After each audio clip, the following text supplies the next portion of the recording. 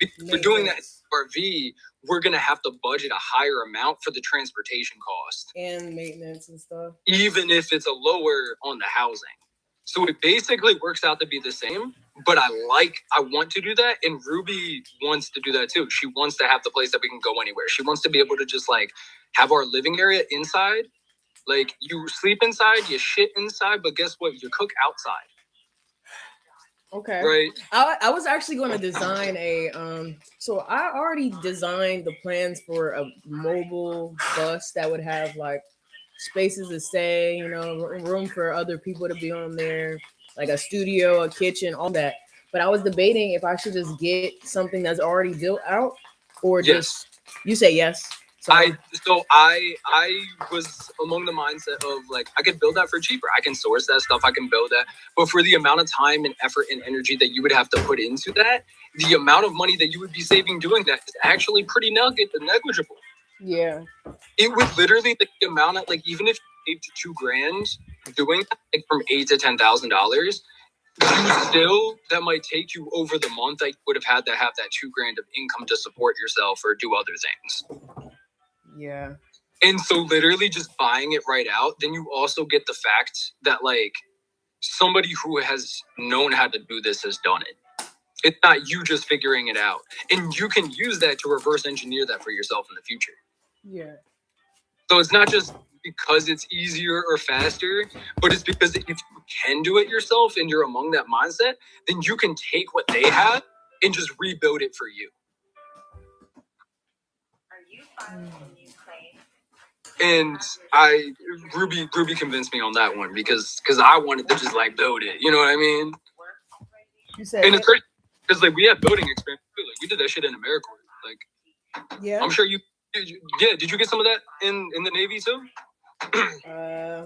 Yeah.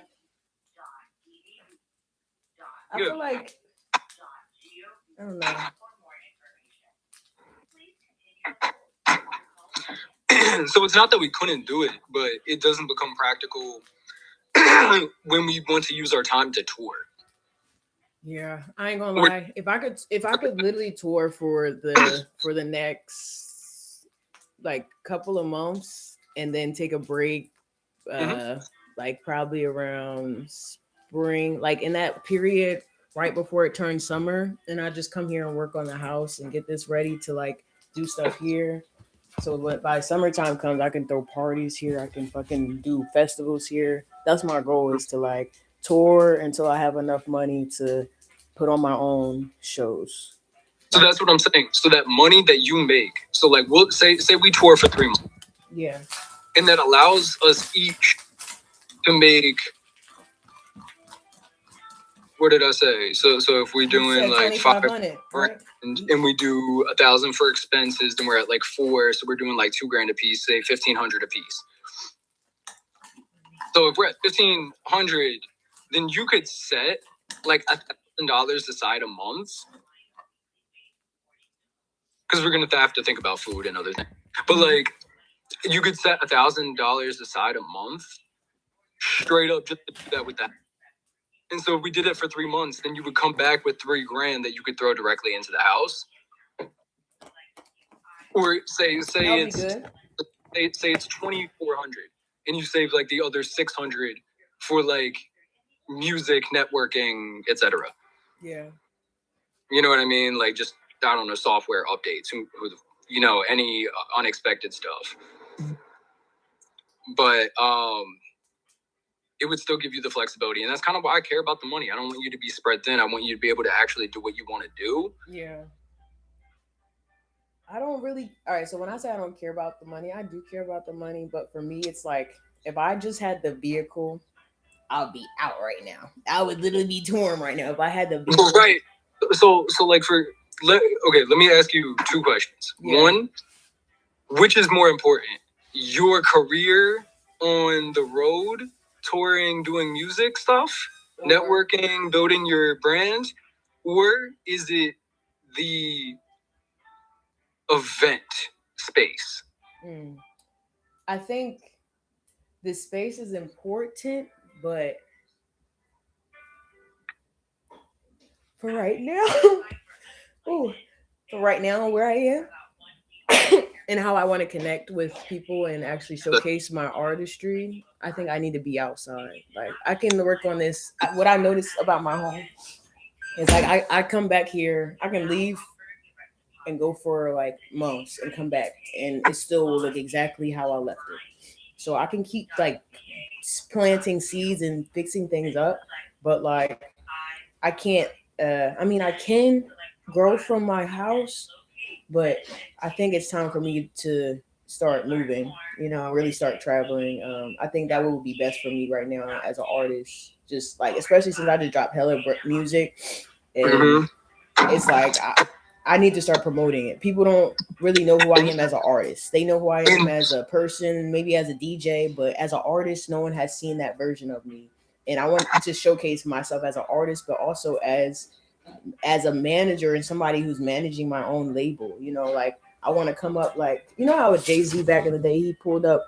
He wasn't really getting signed by the label, so he was like, "Fuck it, I'm gonna start my own shit and I'm gonna go, you know, do the tours, do the merch, do everything. Like mm-hmm. ownership is so important to me. Like, but for me, my game is the long game. I don't care about like short term money gains and stuff like that. Like, yeah, the money, like any money I make on tour, I literally would put it in a fund that like I don't really need much. Like I barely eat. And if I need to eat, it's gonna be easy to find some food on the road, you know, stuff like that. Like, But regardless, huh? I just mean, regardless, you're going to want to be able to have what you need, and I'm not talking about like as an artist. I'm talking about as a human. And then you're also going to need that next level, which is the thing that you want for yourself. And so if you want to support that, you can, but you're going to have to focus just solely on that thing. Yeah. And that brings me to my next question, Mm. which is I would very much like you as like my person as far as like a producer and a DJ and like, you know what I mean? Like I have. You like my beats? I'm not saying they're not good. I'm just saying you like them. That's good because like that's not even my best work. It's so. My honest opinion, not my constructive one, but my honest opinion, is that it's all right. All right. It lacked focus. It lacked focus. Yeah, so for me, I'm still learning, and I know that as an artist and as a producer, somebody who's doing music, music is kind of like martial arts. Like you can learn a lot, but it's like a forever thing. You're always going to be learning. Like you can never know everything about one thing. So like for me, that's why I love showcasing all of my art, even if the things with mistakes, even the things that have no structure, even the things that look like, oh, why she do it like that? Why doesn't she have any fucking choruses? Why doesn't she have any verses or hooks? Like for me, it's just like I want to just put my art out there, and I don't care for who judges it, and like it's because I know that I have more work that I haven't even dropped yet. You know, I know, right. And all this stuff I'm dropping is literally stuff I made like 5 years ago. That's what I'm like. What I'm listen. So this is what I'm saying. What the album, like the 15 songs that I told you that I had ready. Yeah. It's not that I have like 7 or 8 more that I could turn into something legit, but I'm not doing anything older than like 3 years. Because it's not a part of what my current art representation is. It's good for me because I can enjoy my art, but people are not. It's not representative of the brand I'm putting out there. And even if it is played a role in that brand, I know that people aren't buying that. They're buying the brand. Yeah. Unfortunately. Yep. That's exactly. That's being an art.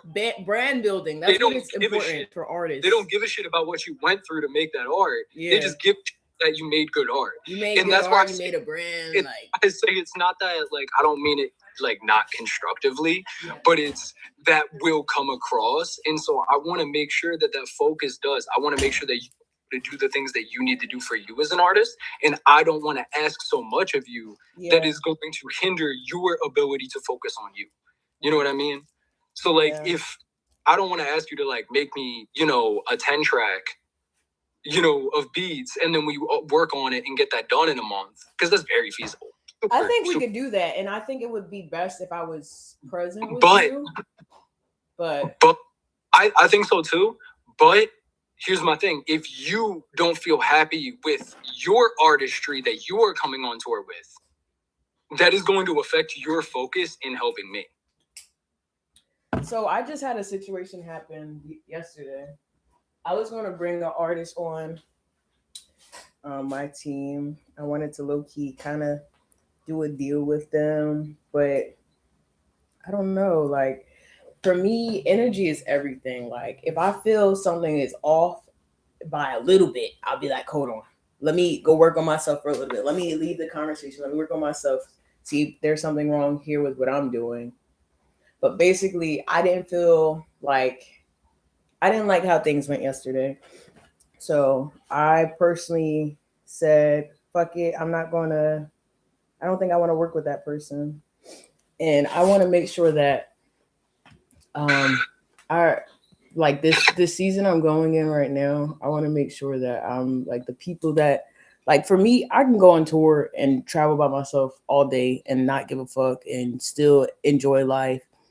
But for me, I really want to bring good people with me, people that I know, like, in the end, like they would just be there, to hold me down, like when I need somebody. And I don't even need much. That's the thing. I literally don't need much. Like, but I need people that I know are going to be solid, and are going to, solid with themselves, solid with their family, solid with the team, and just it's not just about me. Like, nothing I do is ever about me. Even though I've been trying to get back into, like, being about myself and like feeding and pouring into myself. I talk about it all the time, and I'm like actively doing it, but I just want to make sure that I have a solid team I'm bringing with me. And I do think you're a solid person. You're like one of the first artists that I ever actually wanted to support in a, not as a friend, not as a somebody I was dating, not as none of that. It was more so like I saw that you had a dream to do something and you actively were working on that thing and you're good at it. And you continue to this day to work on that thing, and I have seen the development of you as an artist, but you were a part of the reason why I wanted to start doing this. So, like, to have you on my team would be like, that would be wonderful. I'm not gonna lie, I was saying the same thing to Ruby. I was dead ass like, like, this is a person that has not just like been there, but like, I was telling her, I was like, it's even just easy, like, working together. Like, I say for like a lot of producers and their artists, or even just like artists working together, they have a hard time getting on the same page. Yeah. But we were lucky enough to also be in a band together. I know. I think that's a part of it. Like, and I really want us to incorporate that into whatever we do in the future, because band so, that like, whole experience. I care about a live band. I do. I just know I don't have the money for it right now. Hey, it's not about money. I can literally tell motherfuckers to pull out their instruments. I know a drummer. I know a bass player.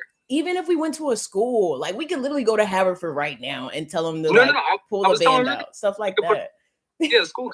Shit, yeah. No, I was thinking colleges. Yeah, like I want us to, like, as artists, all the artists back in the day, they didn't always had all the money, so they had to find ways to do things without money, like. Right.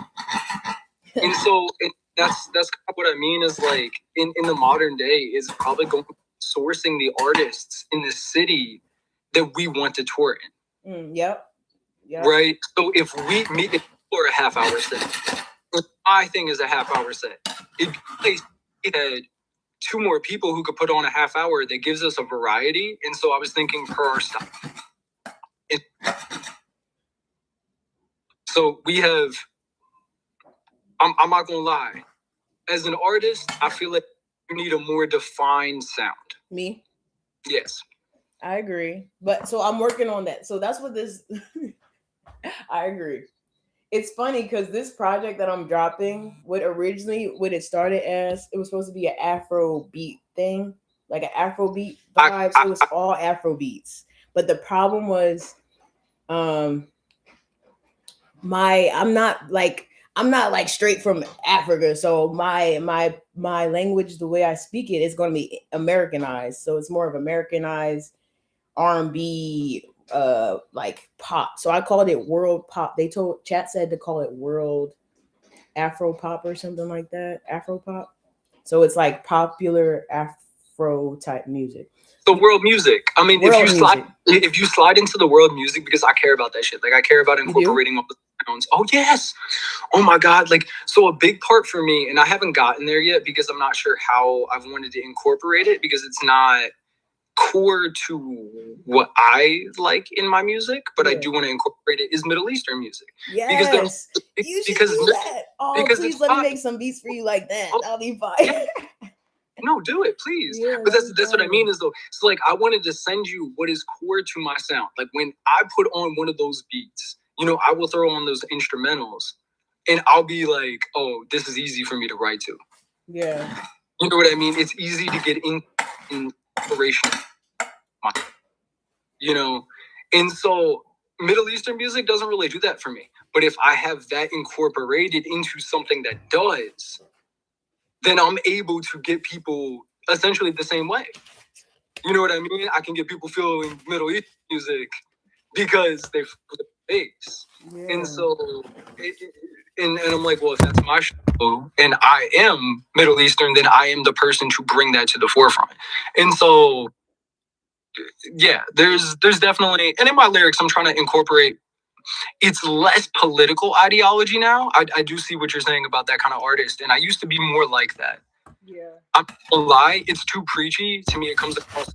I do appreciate those values, and I like music and more revolution music. But our revolution music needs to sound different now. Our revolution music needs to be smarter. We can't be calling out people on their name. We gotta be slicker than that. No, low key. I don't know. For some reason, yesterday I was feeling like making some diss tracks, and I know that sounds crazy, but AJ, I want you to help me become the best rapper I can be. Like that is my one goal for you, to help me become a better rapper. Yo, it's so easy. Like I promise you, it's so easy. The part that is the hardest is allowing yourself to be in that mentality, to give yourself that freedom to actually be like, fuck it. Like, even if they're my best friend, I could shred. And it's not because I don't love you. It's just learn how to dawn on people. It's just a core of who I am that I am in touch with. It's a more primal part. But instead of going out somebody's throat, you know, we spit in some shit. You know, I found out that Eminem like made a whole diss track about Michael Jackson. You know what Michael Jackson did? Michael Jackson said, "Fuck you, I'm gonna buy your whole catalog." Michael Jackson was fucking great. I'm not gonna lie. I love Michael Jackson music. I fuck with him. I do. You know, but I fuck with him way more as a person. I'm not gonna lie. I like his visions. I like his, you know, artistry. I like how he interacted with the public, how he interacted with other artists. Me too. Like if I were to mirror my walk of how I want to do things, I would kind of do a similar thing to Michael Jackson. And I know that sounds crazy because I'm definitely not even like my music. I haven't created that sound yet, but I mean, just like how he's a humanitarian, you know, the way he like goes around and like, you know, goes sings to sick kids in a hospital or like random shit like that. Like I want to be doing that kind of stuff. Like, and also, I mean, fuck what everybody said about his relationship with children. I think everybody really knows the reality now that we live in this day and age where people understand different things about parenting and trauma and how that actually affects people. And so for Michael Jackson to actually be one of those people who was really there for kids. He was actually there for kids and they tried to say something different. That's what makes me upset. Like, I hate that. I hate that because I can tell who's like got some weird shit going on. I can really see. Like, you can see. I can see it. It shows. Like they'll present it. Like people will showcase their demons to me and they don't even see it or know that they're doing it. But like I can watch people like do some weird shit. And I'm like, that's some weird shit. I'm gonna stay away from that weird shit. I think that's also the other thing is regardless of who who's judging what. I think a big part of that comes from with our own demons. Yeah, definitely. So for me, I know that I could go choose somebody's phone. I said that, but I do it in the right way.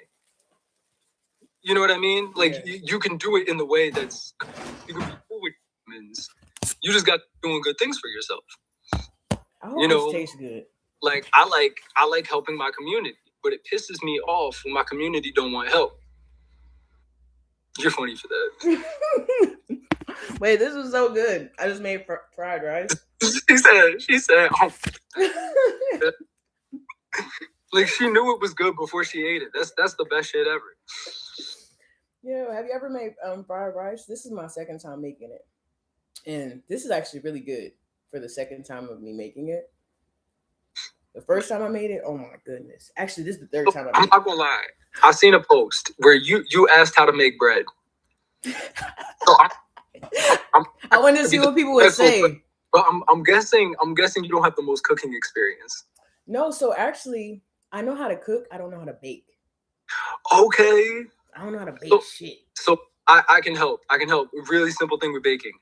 Measuring is everything. Weight over size as far as measurement too. Outside of that. So measurements matter. It's chemistry.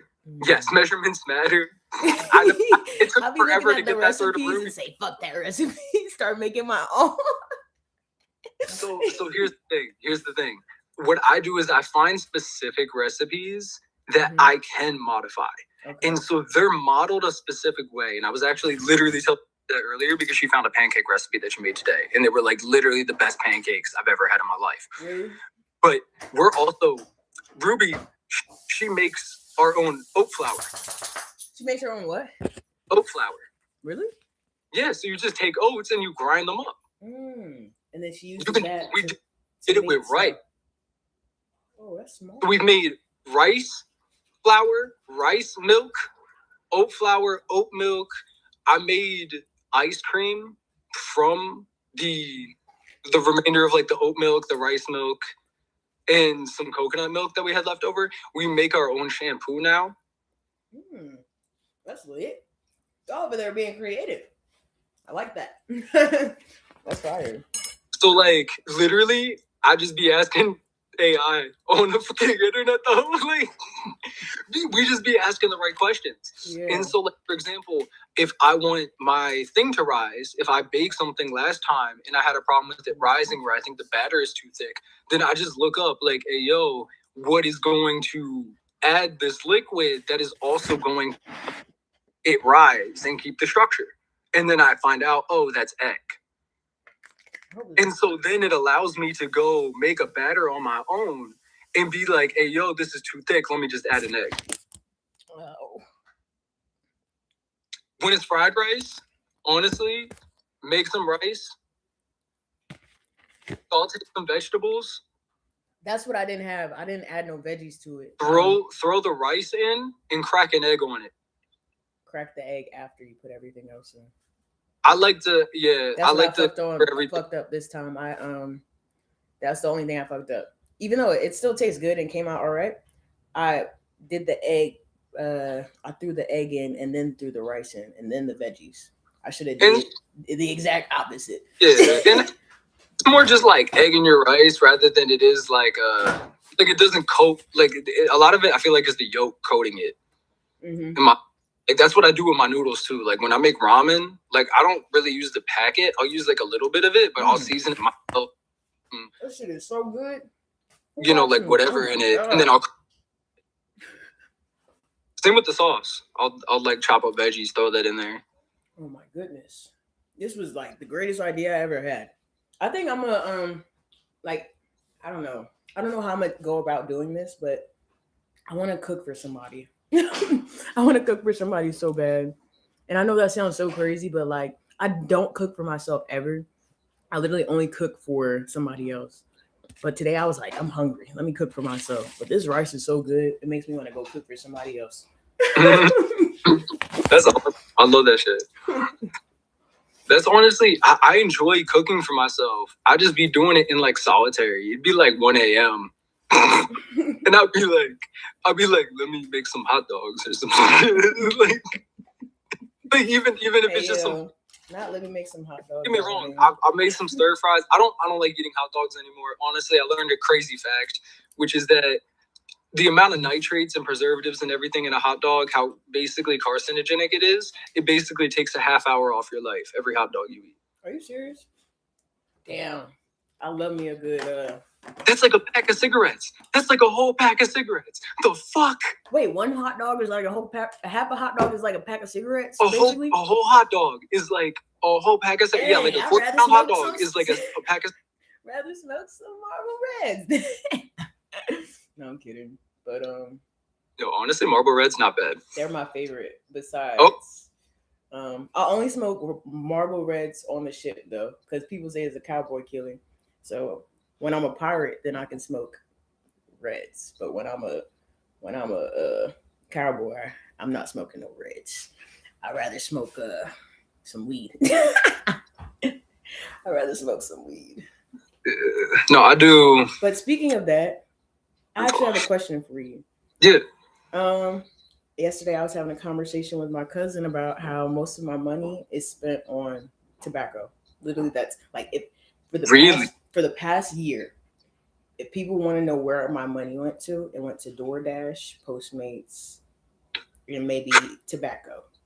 And I don't include marijuana as my money going to that because it went to tobacco because most of my funds are spent on wraps and papers. And so I was thinking, what if instead of me spending all this money on something that I use literally every day, what if I start growing tobacco? What I would recommend to you, you could. Don't get me wrong. I've thought about doing that kind of thing. I mean, that's why I want to grow weed. I mean, I want to do that too, but I mean, to start, just because I don't know, like temperature wise, about growing tobacco. Like, do I have to? That probably has to be down south or somewhere hot. It's cold up here right now, so I don't think I could even do it over here if I wanted to. They don't. So from my knowledge, some of the best tobacco is like Virginia, North Carolina. Virginia? Okay, I need seeds. So maybe that's what you can help me with. Tell me where it is and I'll go get it. And I'm going to go pick up some seeds. I mean, I so I could talk. So Paul's dad actually used to like bring like a bunch from like Virginia. Really? Because they would, yeah. Virginia, okay. And so, and then the corner store by my place, yo, this shit was hilarious. I love this. Like, let me just, I don't know, other than my closest corner store in North Philly was called New York and sold North Carolina cigarettes. I wonder where corner stores be getting their stuff from. Anywhere, I guess. People, it's not like, so people do it legally by having a license, and then they do whatever the fuck they were going to do anyway. Oh yeah. But nobody looks at them sideways because they're doing it with a business. That's why. So you're basically saying I could do fucked up shit, but as long as it's in my business,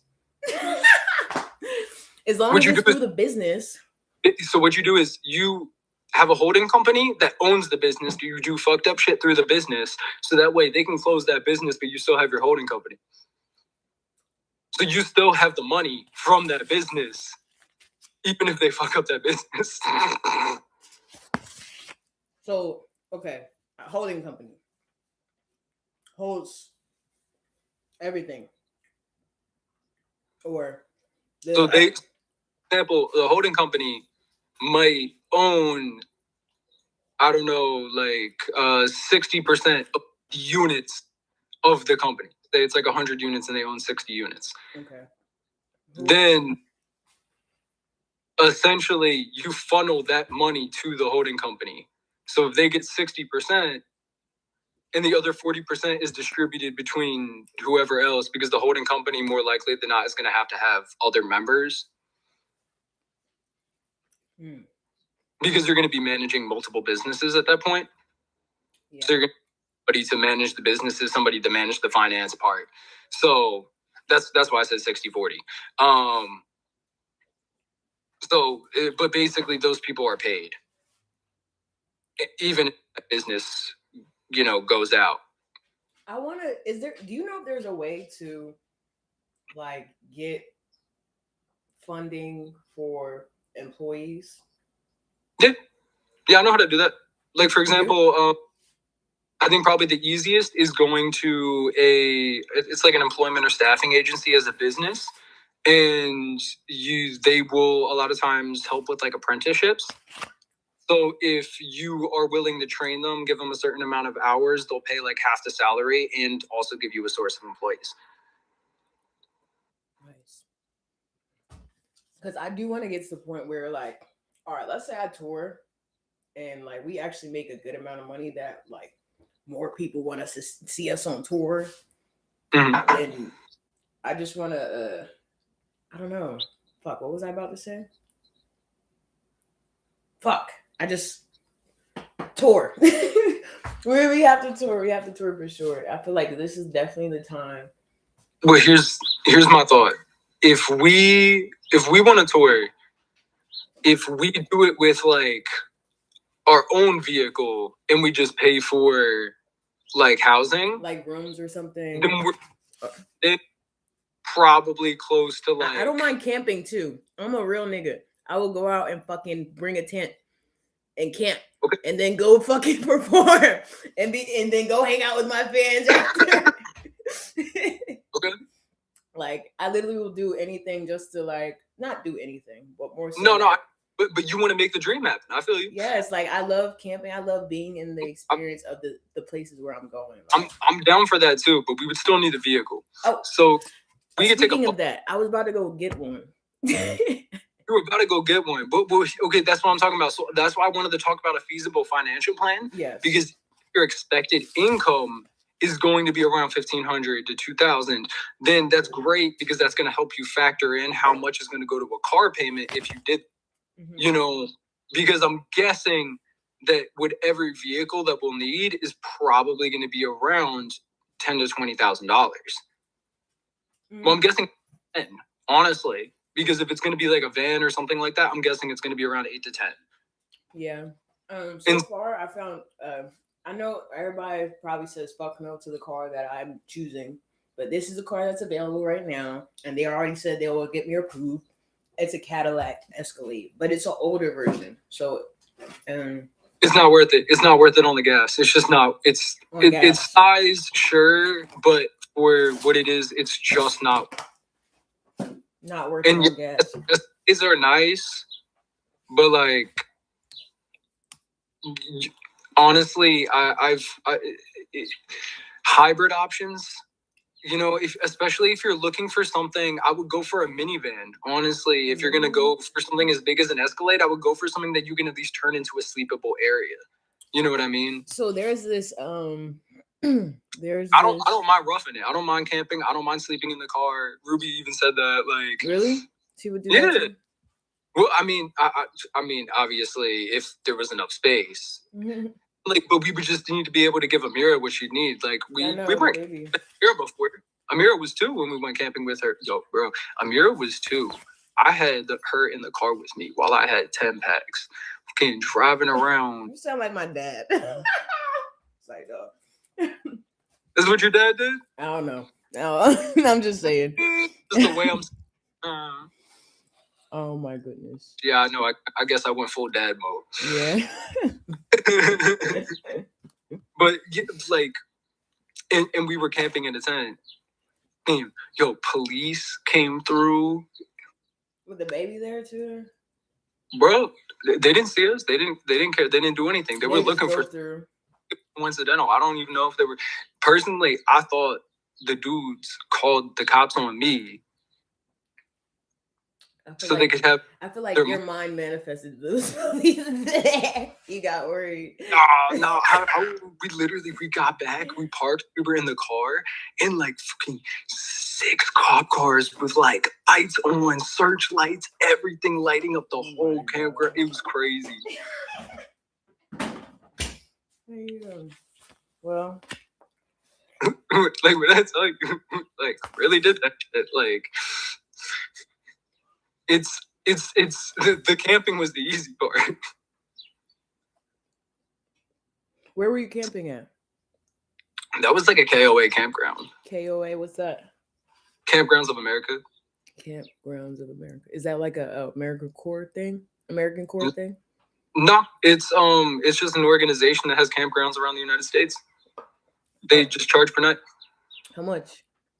I think it was like 20 something or 30.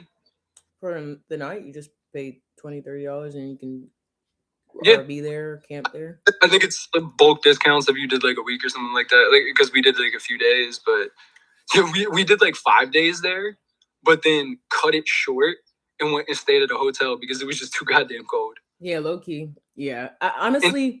Amira can handle it better now, but then was a little rougher. People don't know this, that when I actually stayed out in the streets and I was camping outside, I didn't camp every day. Some days I was in the fucking hotel. Like, it gets cold outside. It gets fucking cold outside. It gets fucking cold outside. Yo, I've slept in a park. I've slept on, not with them, but like before. Like, I've slept on a sewer grate, or not a sewer grate. Like the ones in Philly? Please don't tell me you did that. Yeah, one of the SEPTA grates. Oh my God. I was like right on Broad Street. I had seen somebody do that before, and I'm like, I was like, ain't nobody messing with that person though. Ain't nobody gonna touch that person. No. And I'm like, and you get the heat from the subway. That's where the heat's coming from, the subway. That's how you stay alive. You put yourself around people, and you make sure that you have heat, and you're close to food and water and access to asking people for money if you needed that. Mm-hmm. But I wasn't doing that. I just needed to. I was tired as fuck and nowhere to go.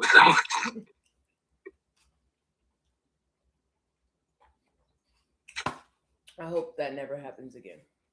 Oh no, that definitely. Especially in Philly. I swear there better not be nobody outside on the streets in Philly because we have too much money and it's too fucking cold to have people on the streets here. I mean, you could say the same thing about Chicago. People still freeze to death every year. It's not right, but I mean, at the same time, we don't have a shelter situation that actually provides for that. There's not enough funding going into providing that availability. People would rather not stay at the shelters because they don't want to get sick, because they want to stay alive. You know what I mean? Or because they don't want to, like, it's dangerous in a lot of those locations too. Because there's a limited amount of resources for the amount of people that they have to serve, so people are fighting over shit. Just because they're on top of each other. Or there's not enough beds. You know, you're talking about shelters, right? Yeah. Like, straight up, the situation was better if they just put more funding into that stuff, then people would actually have somewhere to go. I agree. I think everybody's complaining about, like, oh, get the homeless people out. Okay, like, yeah, get them off the streets, put them in a fucking hotel. Like, yeah, that's what they did in LA. That's literally what they do. But every freaking city needs to acquire the programs that are working. LA has figured it out. I don't know how. And maybe it's because they wanted to clear everybody out for the Olympics, but they figured out a way to get. There was a whole period where there was an entire strip. Here's the thing. Streets filled. They have to. So here's the thing: governments or businesses, they have to make money off of whatever move they make. Yeah. There's got to be a return on investment, and because the government on an annual return pays 8% on their debt. So they need to make a minimum of 10% to be able to keep operations running. So if you look at it that way, then in order to get people off the street, they need to be able to find a way that is going to make them 10%. So that each all of person, those they make like 10K off of each person that they get off the street, 10 to 25K. That's how much each, like, so there was a company that literally does this type of job. They're literally making so much bread off of each person they get off the street. That's what the companies are doing out in LA. They're literally like creating these companies and they're getting paid to get homeless people off the street. That is literally like, I think that's such a good concept. Here's the thing that it's like an insurance company that or another investment management company. That means that company has to have the funds to put into that thing. I think they're getting from the government though. So, like, that means they're going to have to put that person up for a month, right? Because they're going to have certain requirements to get those grants and that. So, like, say they got to stay off the street for a month or 2 months or 3 months, then that's like minimum. You're looking at like $1,000 just in housing costs, food, etc., getting them set up, right? Transportation, because you might want to give them like a transit pass. That way they can actually get to work. They gave me a hotel. They would give me food daily if I needed it. They also gave me a gift card, like when I first got like put into that program. But that means, so that gift card, they're making 10%. So they got a better rate from them. So that way when the gift card gets used and the transaction goes through, they're essentially acting as they're getting a percentage of the transaction fee that the bank would be paying to the card issuer. Fearless Dreamers Mobile Ministry. Ministry. But either way, my point is like there has to be enough money going towards that thing, and it's got to be requirements. So if they got to put up $1,000 for a month in order to get 20 grand, then that company has to be able to do that for the amount of people that they need to be able to put up that month. So if that's 20 people, then they're putting 20 grand up to make 20 grand that 1 month so they can make, profit the next. So like even on starting, like you need to be able to make a significant enough impact where it proves overwhelmingly that you deserve the grant. And so you would essentially just have to beat your competitors' numbers. I think I can definitely do that. I know I can. Hard. I know it sounds crazy, but I know I can do it. Investing in people is invest in myself. Literally, I could just be like, "Hey, yo, bro," I'm like, "You want a good hustle?" I'm like, "I got they'll pay me 25 grand for you to stay in a place for a month." I'm like, "We just got to get you set up. I'll break you off 5 grand." I don't know if that math is mathing, but wait, say that math again. Basic, like, hey, yo, we got to spend $1,000 to get you in a place. But then I'll give you 5 grand if you can just do that for a month. You know what I mean? Or if you can just do that for the amount of time. Yeah.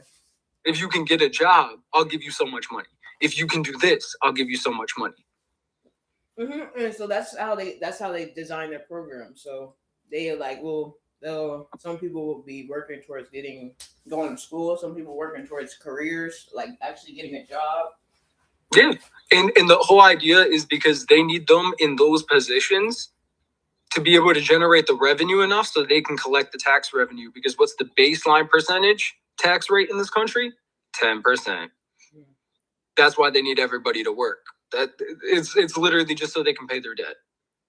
So we're paying off the debt that they put on us? Yes. These motherfuckers. Everybody really needs to realize that like it doesn't matter left, right, far, in between. The government, it doesn't matter. You're a part of the problem. We all and that's not individual in the government, but like the government itself, how it is structured, is built off of the backs of us. It's not a self-sustaining entity like a regular ass business. That's what taxes are for. You know what I mean? And not to say that like taxes aren't fair to be able to run stuff, but it shouldn't be just to pay for the system to stay in place, right? Because if everybody unanimously decided to stop paying taxes, you know what happens? What? One of the world's governments, one of those countries, organizations, take over the U.S.'s finances. They default on all their bonds. Everything drops. They sell all of basically the security bonds that they have in the U.S. governments. Like it, U.S. dollar, it goes into another. It would be like the Depression again. But then somebody's going to pick up the tab, right? Like a debt collector. Can I be the debt collector? Well, that's kind of what I'm working on right now. Okay, you want that to be your job? So the answer is yes, but you can't do it from within the U.S. That's the problem. Oh, outside. Right, because if you are within the U.S., then you are dealing with the economic disparity. Even if you're collecting that money, it's going into a hole. Okay. So nobody's going to invest in your business at that point. But if you're outside of the U.S., I can make this happen very quickly. Then you can make money off of essentially like the U.S. being like a stock where you buy low, sell high.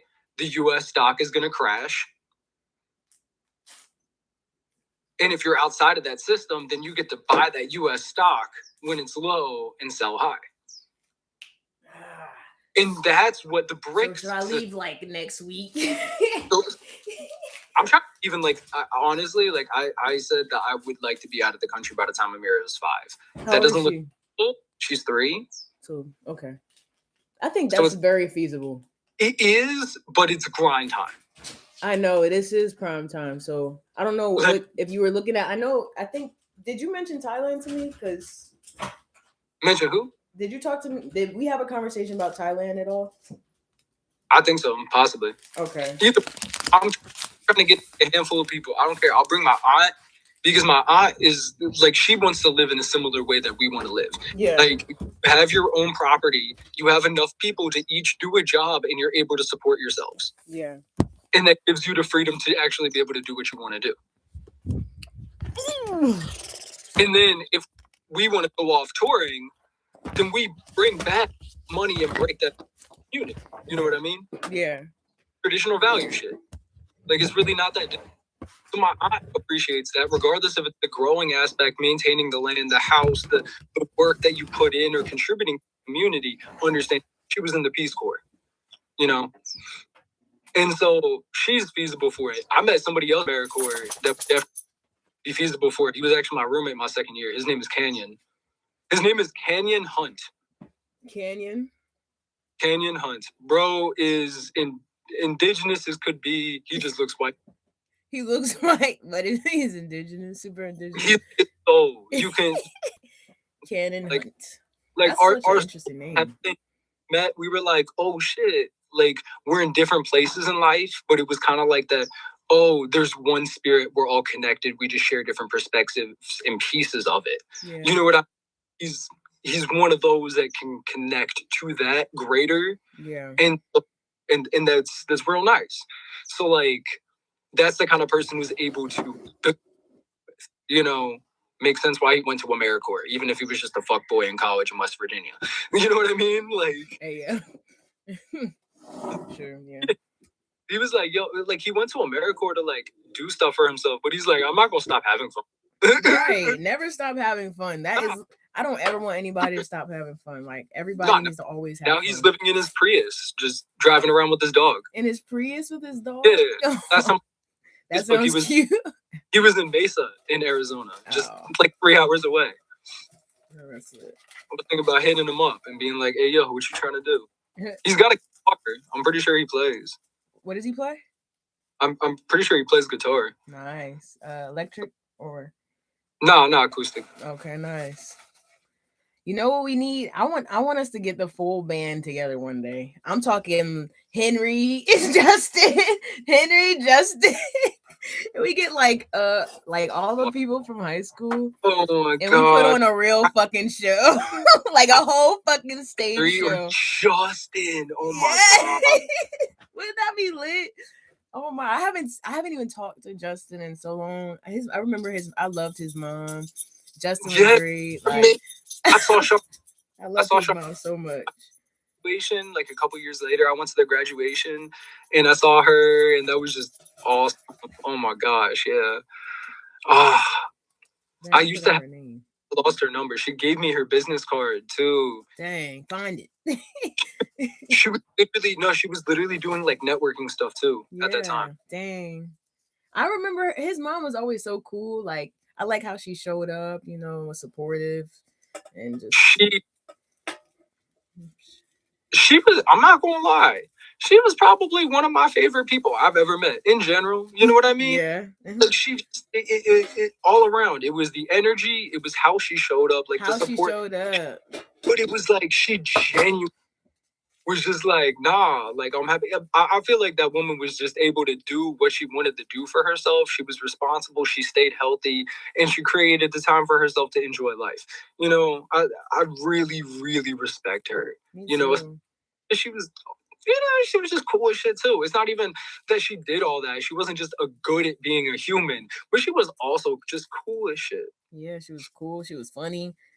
And she like, I don't know, she showed up for Justin as a mom. I'm not sure. I've never even met Justin's dad or know of his relationship, but like just seeing I'm not sure if she was a single mom, but just to see her show up that way was very nice. I'm pretty sure, if I remember correctly, he was military. Military? Yeah. So I think at a certain point they just stopped staying on base with him. And with the dad. Yeah. I've never met his dad or knew anything about his dad. That's like never saw his mom. I could be wrong too. I could be thinking of somebody else. Shit. I don't know. Luna, I'm finna go outside to smoke. But basically, so do you think you want a tour? When are you trying to leave? Because your birthday is March 9th. Yes, it's coming up. I'm saying as soon as the money hits the account, I'm taking a flight. Or I'm going to buy the car. But I think I'll be able to buy a vehicle before. Okay, so let's talk about what that looks like. So how much money is it? And what are you trying? I'm going to lie to you now. I think it's a good chunk of money coming in. But I don't know the exact number because I have like multiple different accounts. Okay. Of money just being dropped all at the same time. So I don't know, but I just know it's going to be enough for me to like comfortably tour for at least a good month. Got it.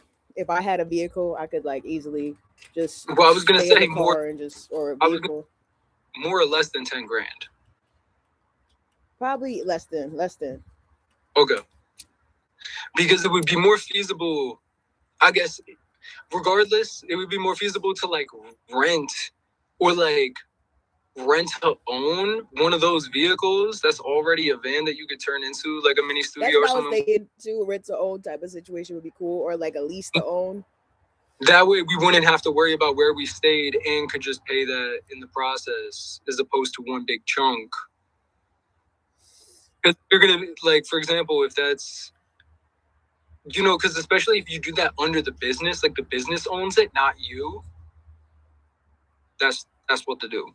That's what I want to do. But don't I have to I just opened up bank accounts for my business. And don't you have to show like at least 6 months of something for a loan? Yeah. But you don't need a loan. No. I don't need a loan. But you go owner financing. What? Say it again. What is it called? Owner financing. Owner financing. So you, instead of getting a loan from the bank, you pay.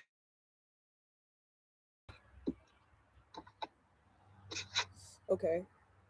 So pay it directly. If it's like 10 grand that you're going to pay back over 10 months, that's like $1,000 a month, right? Who wouldn't say no to $1,000 a month? That's even without. That's not bad. Say you tax % on and it's $1,100. You know what I mean?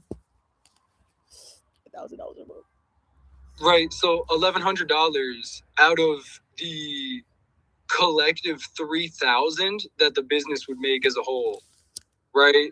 Before it pays both of us. Yeah. So if that was the case, then we would still both make like around $1,000 a piece. AJ, you want to be on my board? On your board? Yeah. What you mean? So I don't have anybody on my board besides me and like my freaking. I was thinking about adding my parents to my board. So if anybody needs to do a meeting, they gotta talk to my parents. They gotta have a meeting with my parents. Only because I want my parents to like. I vet my parents all the time, but like I want my parents to vet the people I'm bringing in. Like I need a group of people to vet people. Like, and that's what I need. Yeah. I need people to vet people for me because I can see things, but I follow my own intuition, but I have to follow the intuition of others around me as well. But I know there's parts of other people that need healing right now. So I'm not like, there's nothing against anybody, but I just want to make sure that the people I'm bringing on my team have solid people that they can come to. You know, like you. Like if I had, like, all right, I have multiple artists that I talk to every day. if I had somebody like you on my team, I would be like, hey, you need help with this, go to him. You need help with this, go to him. That's why I gave Danny your number. She needed help with her taxes. I said, go to AJ. I gave her your information. I said, go to AJ. You need help with your taxes. You need help with your finances. I literally put AJ Sam, financial advisor. He is my financial advisor. He's the financial advisor for the team. If you need help, here's his number. If you need to contact me or talk about business, I don't know, email me or reach out to my team. No, I feel you. You get what I'm saying? Like I want it to be more like team based, but like I want to make sure the people that are in my main team, I can also send people to them because that's what you're already creating. You're creating a network of like resources for people. So I want to make sure that I can bring my network to you. So I don't know. I'm more so making you a partner. That is the goal right now. I'm looking for partners because the business I have is like, it's not, for me, it's not about money. I do want to have full ownership over my own company, but I have specifically Fearless Dreamers was never made for me. Fearless Dreamers was made for y'all.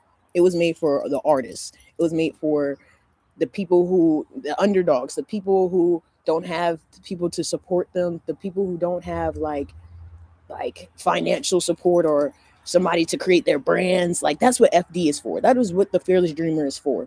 The Fearless Dreamer is the savior for all the artists to, the savior that's going to go out there and show up for them, to the agency that's going to go into their lives and like up their shit. And, it's the agency that's going to actually support the artists that aren't being supported. So if I were to like have you partner with anything, it would definitely be the Fearless Dreamers. Because NXXJ, I think I'm going to have complete ownership of NXXJ until I figure out everything with that.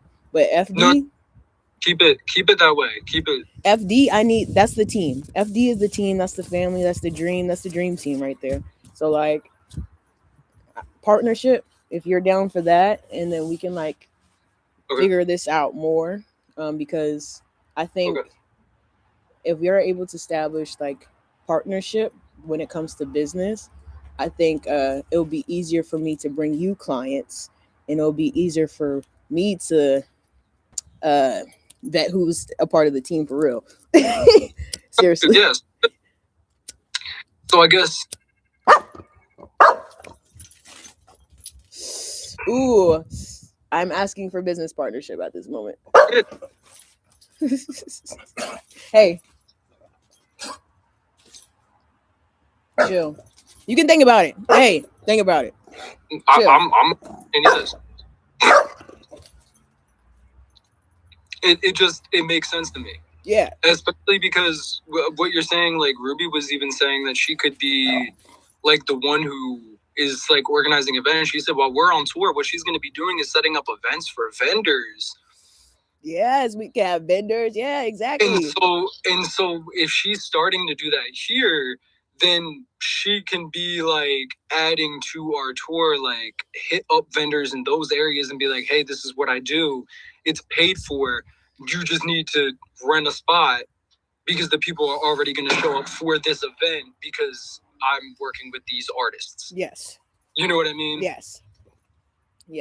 And I can help with getting the artists because I think that is my talent. Like I literally just find them. They just appear to me. I'm like, oh, you're an artist. Come here. Show me your music. Show me your art. And that's kind of how it is with me with like the finance stuff. I just figure out a way to make it work out. Like, for example, you know what this math is based on? So even you $700 a month. Oh, stop. Sit. You're doing too much. Thank you. Okay, continue. We would still make like $1,450 if we started at $5,000. If we made so like, and this is based off of charging $10 a person. So if we went to clubs and they gave us $10 per person that came in, right? Because their covers are probably going to be like $20. Yeah. And we give a percentage of our merch sales, And like our total, give a percentage of our merch. What if we take 100% of our merch sales to go straight back to the business, and they just take money from the bar and the ticket sales?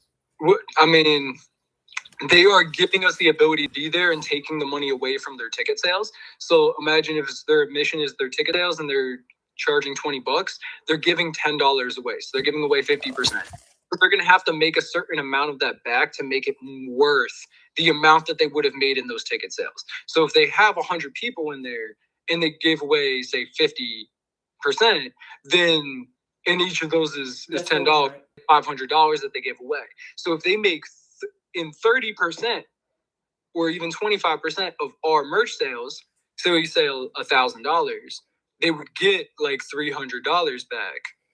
So that way they are making up the amount that they would need for that. I mean, and $1,000, if we're selling them at like, you know, $25 an item, I mean, you're looking at like 40 items sold. Yeah. You know, and that's a lot to ask, honestly, for at least, I think, 100. Wise, I think I can produce that. Surprisingly, I think if I have the right, if I have all my needs met, I can produce a lot in a day. That's what people don't get. Like, my needs just need, as long as I have everything I need, I literally could sit there like for an hour straight and get the merch out. Like, I could literally, like, that's what I used to do. For me. And so I'm not worried about the production. Okay. I think we'll have that. Okay. It's really just getting it sold, because if based off of say just 100 people, that we would need around $1,500 in sales just for them to make their money back. Yeah.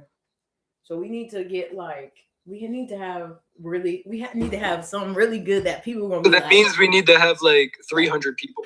300 people per show. That's not bad. Our goal is 100. So if we do 100 and say we just give a straight 30% of that away to the venue, you know what I mean? Yeah. Like we're giving that back, not even on merch. Yeah.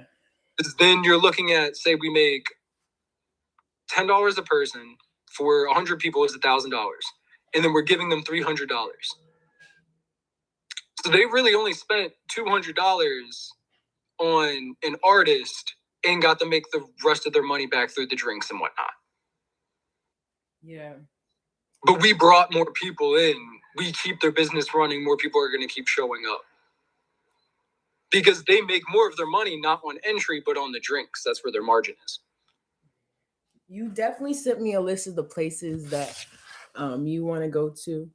I created a list yesterday. I created a tour for myself yesterday. But my tour is going to get me to you. Right. So whatever happens leading up to me getting there, I don't care about that process. I'll go to do shows on my own for a little bit until I get to you.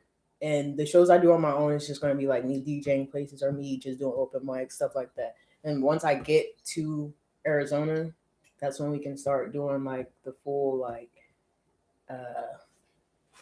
the full shows and stuff, like wherever the places that you said. Because for me, it's like I want to experience the drive of getting there. That is the tour for me. I get that. That is the tour for me. So I want that experience. Then once I get to you, then we can like really get to business, go to these places. If you have the vehicle for it, what if I flew out? And then we fly and drive together. That would actually be more ideal. That way I'm not like fucking driving the whole thing by myself. What I did the math on the tour, what it would take to bring people with us, and literally financially, it is hard on one person, even if they can make that amount. Then it's more beneficial. For two people, it evens the load out and provides an appropriate pay. Any more than that, it's like we're having a hard time feeding them. Yeah. And so we need a way where if it's the two of us to build, and we need the artists in each location. So if you're able to get those artists, and we got me on booking and Ruby, like the locations, and Ruby on the events, like planning and getting the vendors and stuff like that, then we can make up for the money that we don't get in merch sales through those additional things. Yeah. I think it sounds like a solid plan. It sounds like a great plan, honestly. I think we should definitely take action more on it. But that being said, if you're gonna be heading out after your birthday, like what day is? I mean, I guess it doesn't matter really. I need to be in Vegas by the 12th. The 12th. Yeah. Okay. Yeah. So my birthday's the 9th, and so, I'm also trying to hit like Chicago is at the end of. I'm doing Chicago at the end of March, but I need to at least get to Vegas by. Okay. So what I could do also, I could just fly into Vegas and we could start there. Because that's where I'm doing my music videos. I'm trying to get other people to fly out with me. Like, tickets to Vegas is cheaper. And then I could always buy a car out there. I already found cars out there. And the market is oversaturated out here with vehicles, so you can probably get it cheaper. Mm-hmm. Especially because there's more people producing and making those kind of van life vehicles. Yeah. So I could fly to Vegas. I would say make more sense to start in Vegas, just and then just do a loop. Yeah. Exactly. Do a loop. Exactly. It would be easier to get me to Vegas for sure. Yeah. You could get to Vegas, I could get to Vegas, and anybody else who wants to fly out to be in the music videos, because that's what I'm going to Vegas for.